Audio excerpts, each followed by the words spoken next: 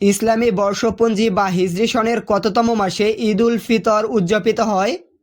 এখানে সঠিক উত্তর হবে অপশন বি, শাওয়াল মাসে। রমজানে পূর্ববর্তী এক মাসে রোজা রাখার পর শাওয়াল মাসের 1 তারিখে ঈদ উল ফিতর পালন করা হয়। ঈদের নামাজে অতিরিক্ত কয়টি তাকবীর দিতে হয়? হানাফি মাযহাব অনুসারে এখানে 6টি তাকবীর দিতে হয়। অন্যান্য মাযহাব অনুসারে 12টি তাকবীর দেওয়া হয়। ঈদের 2 রাকাত ওয়াজিব নামাজে অতিরিক্ত 6টি তাকবীর প্রদান করা হয়, এটি হানাফি মাযহাব অনুযায়ী। ঈদ উল আজহা কোন নবীর ত্যাগের স্মৃতি বহন করে?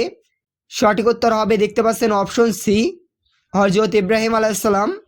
আল্লাহর আদেশে পুত্র ইসমাইল আলাইহিসসালামকে কুরবানি করতে নিয়ে যাওয়ার জন্য তার স্মৃতি হিসেবে ঈদ পালন করা হয়। ফিতরা বা সদকাতুল ফিতর কখন আদায় করা ওয়াজিব? সঠিক উত্তর হবে অপশন সি, ঈদের নামাজের আগে।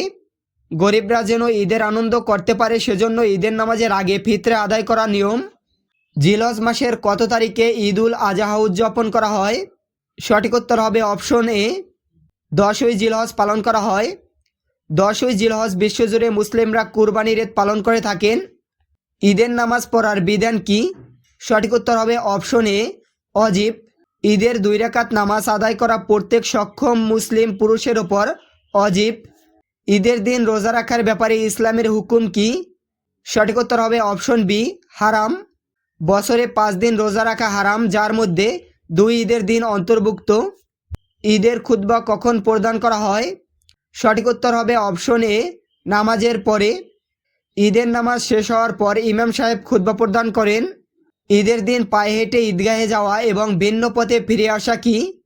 সঠিক উত্তর হবে অপশন ডি, সুন্নত। রাসূল সাল্লাল্লাহু আলাইহি সাল্লাম এক পথে ঈদগাহে যেতেন এবং অন্য পথে ফিরে আসতেন, যা একটি উত্তম সুন্নত। কোরবানির পশুর চামড়া টাকা পাওয়ার হকদার কারা? সঠিক উত্তর হবে অপশন এ, এতিম ও মিসকিনরা। নিয়মিত এরকম শিক্ষামূলক ভিডিও এবং কুইজ পেতে আমাদের চ্যানেলটি সাবস্ক্রাইব করে দিন। ধন্যবাদ সকলকে।